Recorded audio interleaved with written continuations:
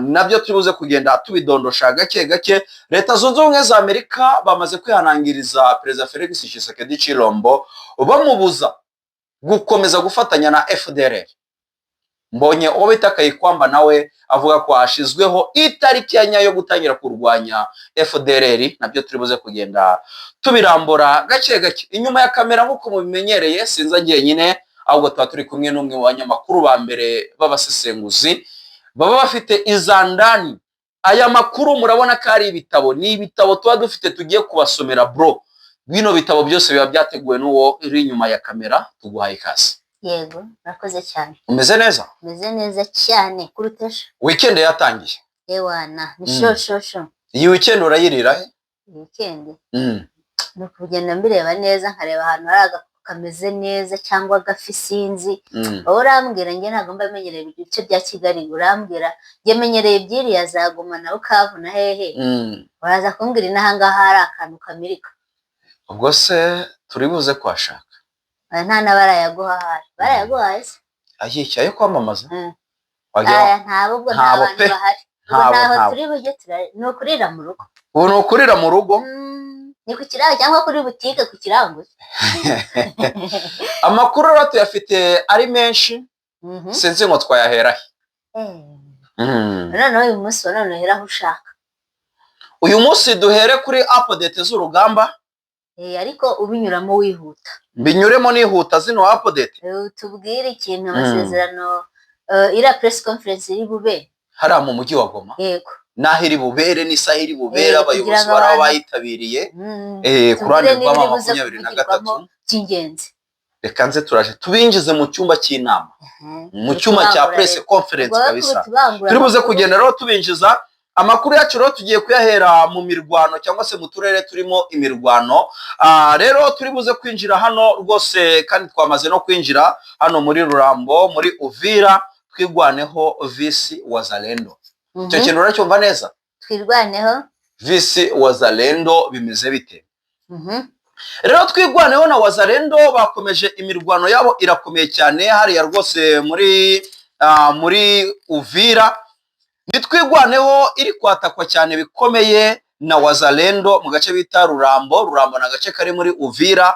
Rero twigwaneho ikomeje kurwana ngamadubu, ikomeje kurwana bikomeye cyane ku buryo ikomeje kwigarura ibice bitandukanye, inigarura n'ibikoresho bya Wazalendo, anariko irushaho kugenda bamwe bahasiga ubuzima bwo ku ruhande rw'aba Wazalendo FARDC. Nababwiye ko Wazalendo ihagarariye FARDC mwayiramirwano. Twirwaneho nayo irimo iravuga ngo abanyamurenge ntago tuzemera gupfa ngihene.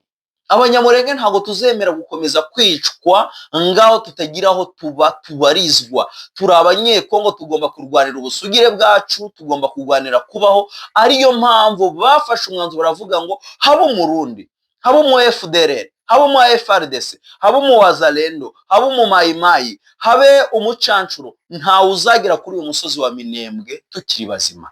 Niyo mpamvu ro bari kurwana hano mu gace bita Rurambo. Imirwano ikomeye iri gukomeza kugenda iba rwose muri ako gace. Ese Rurambo yo imeze ute? Rurambo nakaye gace karihe? Rurambo ni kamwe mu duce turi mu burasirazuba bwa Repubulika Iharanira Demokarasi ya Kongo. Ibyo warubizi? Yego. Iyi rero Rurambo hakomeje imirwano ikomeye cyane, urukumva? Hagati y'umutwe wa Wazalendo n'ingabo za Twirwaneho. Aba barwanyi barwanira kugenzura aka gace gafite umupaka ku Burundi, gakora nyine ku Burundi. Aya ni amakuru ni kubasomera kugira amabwire ko babaye aduhaye aturuka ndani afite soko. Niyo mpamvu tubibasomera gatanu ku kandi, urukumva? Rero ngo aho abaturage benshi ngo batangiye guhunga, ngo harimo n'abarundi basanzwe bakorera he muri aka gace ka Rurambo hano rwose muri Uvira. Bari basanzwe bahakorera banahatuye. Ninga kwa kundi usanga abakongomani benshi batuye mu mujyi wa Rubavu. Cyane ko bagiye gukorera.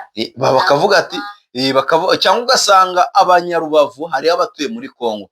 Ariko ahanini bitewe n'umutekano muke wari umaze igihe hara muri Repubulika Iharanira Demokarasi ya Kongo, wasangaga abanyarwanda benshi bakorera Kongo bataha. Ariko ugasanga abakongomani bakorera Kongo bataha he mu Rwanda. Akavuga ati njye ndi umukongomani nkorera Kongo ndahirirwa ariko sinaharara, kugira ngo bataza kudufuya bakatwaka iki bino bifurumba by'amafaranga. Na niyo mpamvu uzasanga amakonte menshi y'abanyekongo barigoma babitsa mu Rwanda. Ariyo mpamvu wasangaga beka ariyo mpamvu wasangaga beka hariya mu mujyi wa Goma, ugasanga beneri hariya mu mujyi wa Goma, ugasanga za Cogebanque arizo zahindutse Equity hariya mu mujyi wa Goma. Rero ubwo buhahirane buri hagati ya Uvira na Bujumbura nibwo butuma abarundi baza gutura he Uvira. Noneho rero urumva abo barundi bari aho ngaho baravuze ngo ni hehe ko gace Rurambo. uri kumva bari gusubira i Burundi, bari gusubira iwabo. Okay, ibyo birumvikana cyane, ahantu nyine bari kurwanira abaturage baba bagomba guhunga. Abaturage baba bagomba guhunga.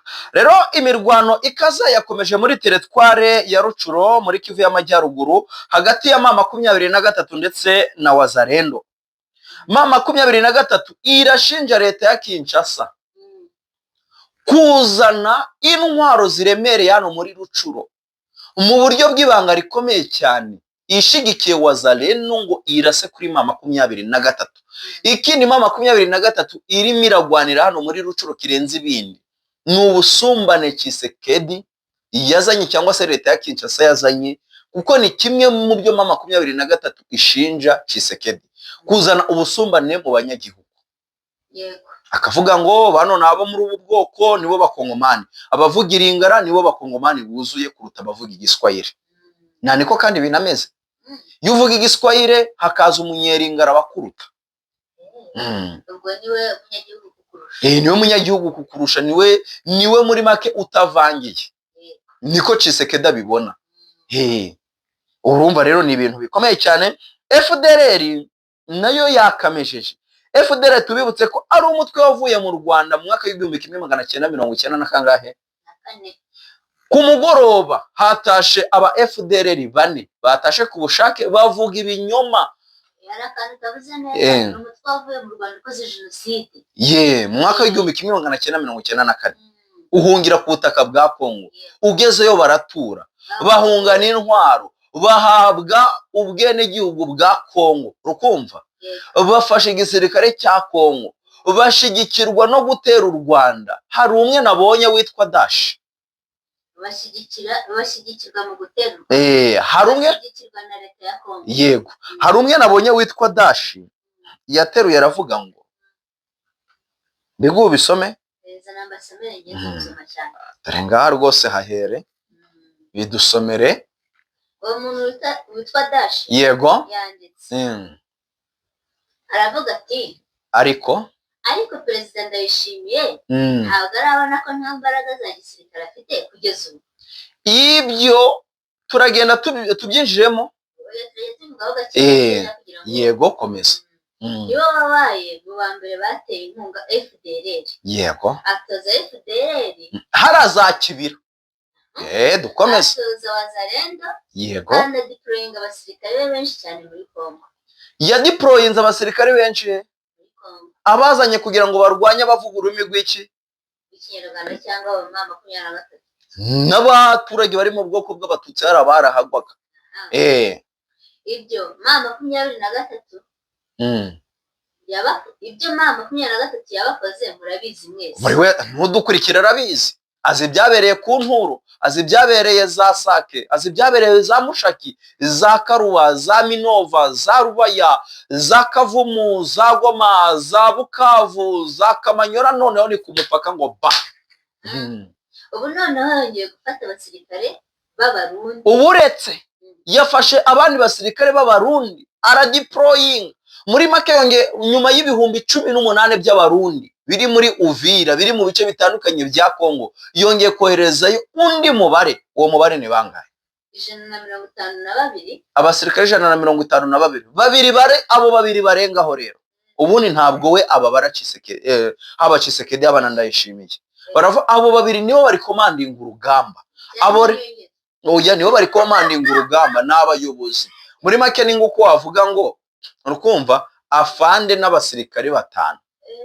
Rukumva ariko twebwe kuko tuba dufite icyo bita indebakure nizo ziturebera zikongeraho n'abo babiri. Abo babiri rero ni babandi ba 23 ishira muri trevigile yarangiza igashiraho iki bo kubarangiza, kuko iravuga ngo nitumara guca urutirigongo rwa bano basirikare abandi barakwira imishwaro. Yego oya bo ndibabarwa ni kwa kuntu uvuga ngo urukumva generali kanaka ari kumwe n'abandi basirikare 5. abo rero 152 abohereza gufasha FDLR. Yego gahunda. Yego kandi tunibukiranye amabanki ya FDLR menshi ari he i Bujumbura. Komeza kuko amakuru atugeraho atubwira Nagakwerere mbere yuko afatwa yagaragaye mu ishamba rya Kibira hariya mu Burundi. Yego dukomeze tugira ngo dusobanurire ahangaha abandi mbere yuko nkomeza. Ntabwo twebwe duhagaze ku ruhande.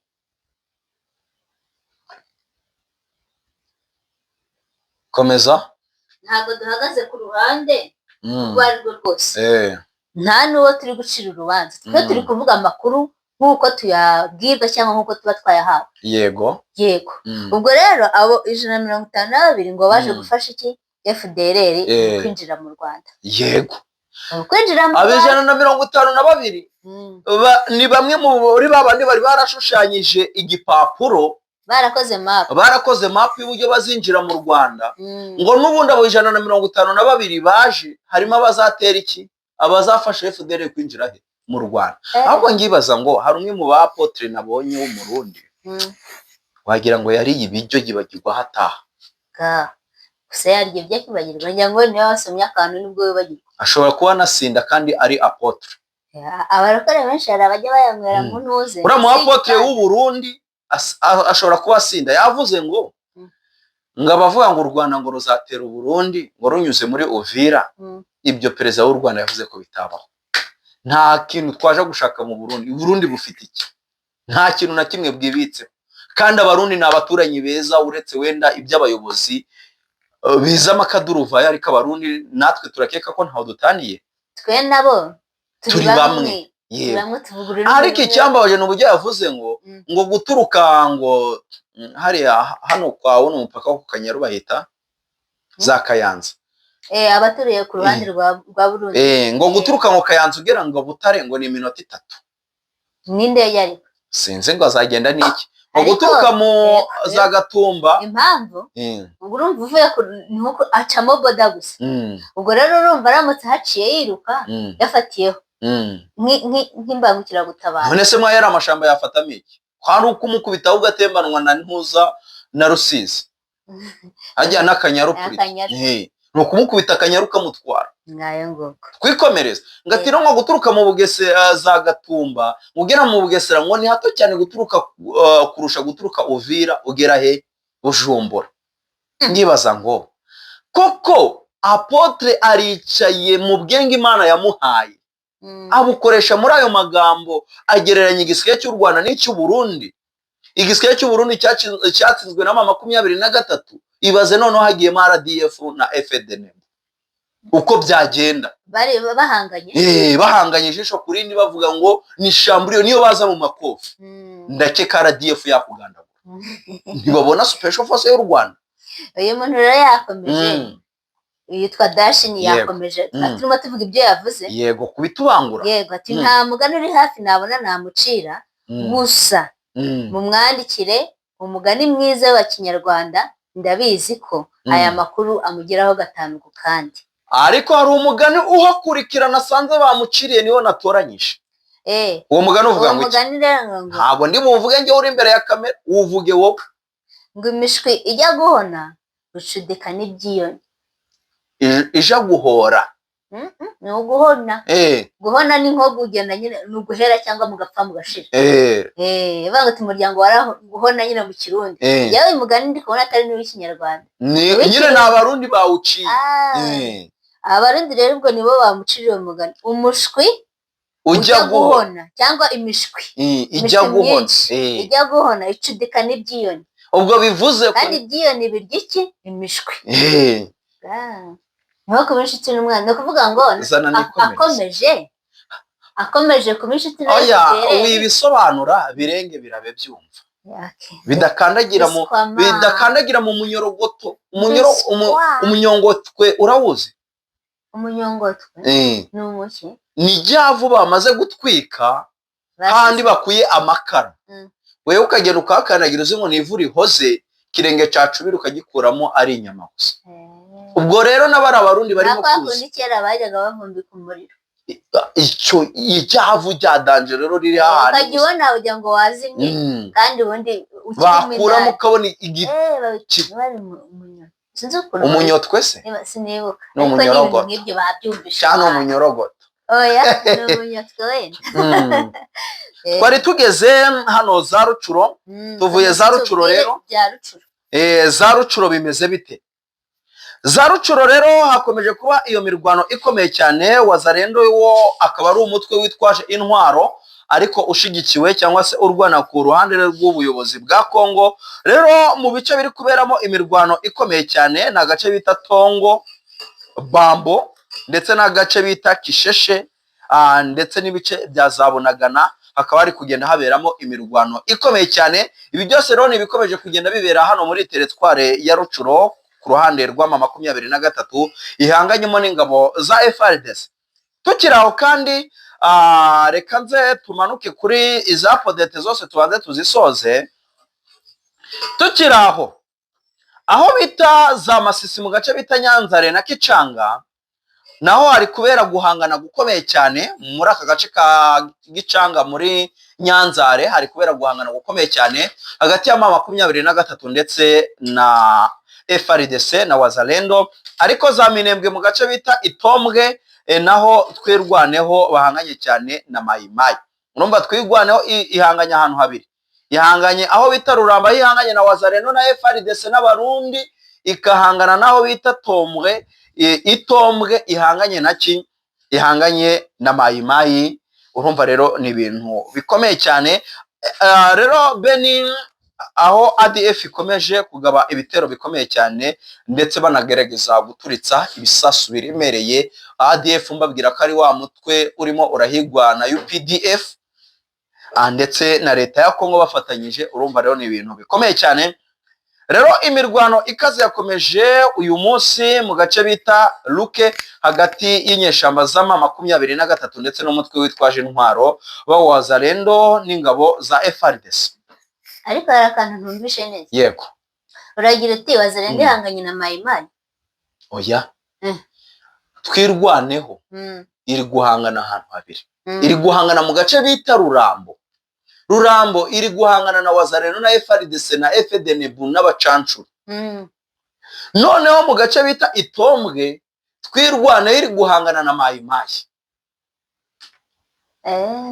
muri make twirwaneho yatatwa ahantu habiri hatandukanye yatakwa n'ibisirikare kimwe gikomeye n'ikindi giciriritse n'imitwe ibiri itandukanye yego ubwo ro nuko gahunda zigize ute zimeze rero muri aka gace ko muri teritware ya Masisi mu ntara ya Kivu y'Amajyaruguru mu gace bita Ruke no bakomeje kubera imirwano ikomeye cyane ni 23 ikomeje guhangana na FARDC rero ni ibintu bikomeye cyane aho FARDC yazanye za Mayimayi kazana na za Nyatura ikazana na za APCRS zose ziri gufatanya n'ingabo za FARDC umva rero baragaramiwe 23 twagiye rero tayari Joseph Kabila yisanze imbere y'urukiko aho baramurega ikirere Joseph Kabila uwahoze ari perezida w'igihugu cya Kongo yarezwe bikomeye cyane na perezida Felix Tshisekedi Chilombo harimo ngo gutunga amakonti y'ibanga atazwi muri Kongo ngo no gushiraho amafaranga batazi aho yaturutse ndetse no gufasha imitwe yitwaje intwaro muri Republika Iharanira Demokarasi ya Kongo ariko bamurega batangira no kuburanisha urugamba adahari urubanza adahari ko yibereye iki igoma tukiri naho numwe mu baza kwitabira press conference rabo uyu munsi aho hara muri arena yagoma harimo na Lieutenant Colonel Wiringoma nawe araba hari aho ngaho kandi babwiye ko yagaragaye yari ari mu nda y'isi arimo arategura ibitero bizagabwa hariya rwose mu mujyi wa Uvira, arimo arategura za ndani za operasiyo zikomeye cyane. Rero uyu Kabila ubwo turategereje ngo twumve icyo leta ya Kongo izaza gutangaza. ubwo yamushinja ngo no kunyereza ibintu by'imitungo ukundi. Nibyo twavuzemo, ndetse no gutera inkunga imitwe yitwaje intwaro mu burasirazuba bwa Repubulika Iharanira Demokarasi ya Kongo. wagira ngo uriya Felix Tshisekedi perezida wa Kinshasa cyangwa wa RDC sigaye mwita wa Kinshasa kubera ko ni Kinshasa asigaranye. Nari Kinshasa nanjye asigaranye. Perezida wa Kinshasa urumva ari kumushinja ibyo kubera ko abona yuko ari ku ruhande rwa M23, akavuga ati naramuka abakomeje kubafasha ejo bazaza bampereke ku butegetsi. Ariko mu by'ukuri ntawamenya niba ibirego ari ibyanyabyo ko atabimureze imbere hose. Ubundi bino birego ni bya bindi ni ngo kwa kuntu umuntu agendanaga agafuka kambahira abantu. Uvuga ngo ari bakita mu gifaransa bakita on ne sait jamais. Ntawamenya. Niho kuvuga ati mu by'ukuri nshobora kugenda nkaronka kandi ndose ntabura icyo mpahiramo. Ubwo rero nawe ari gutera ibuye mu gihuru ngo arebe igiturumbukamo, ni kwa kundi uri gusamba atabura apfunda imitwe nawe byamurangiranye. Urumva rero ni uko nk'uko bimeze, ubwo tuzagenda tubakurikiranira iby'urwo rubanza tuzababwira.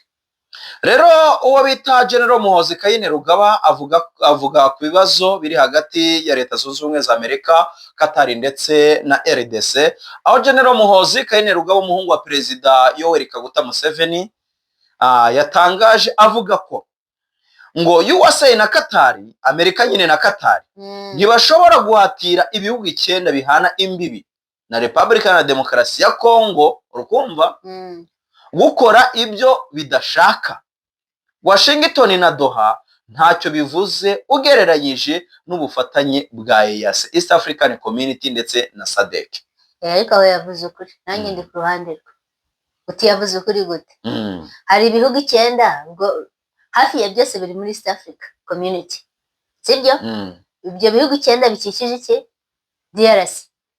Ibyo bihugu 9 nibyo byagakwiye kuba bivuga ati iki kibazo turi kubona twebwe nk'abo kireba turi kubona gishingiye aha kuko nibo kiri gukoraho by'ingenzi cyangwa se bya hafi. Yego. Noneho akaba aribo bakavuze bati reka dufate n'umwanzuro tuwufatire iki gihugu cyangwa turebe ko cyabona amahoro, kuko umuturanyi yabonye amahoro nawe urayabona.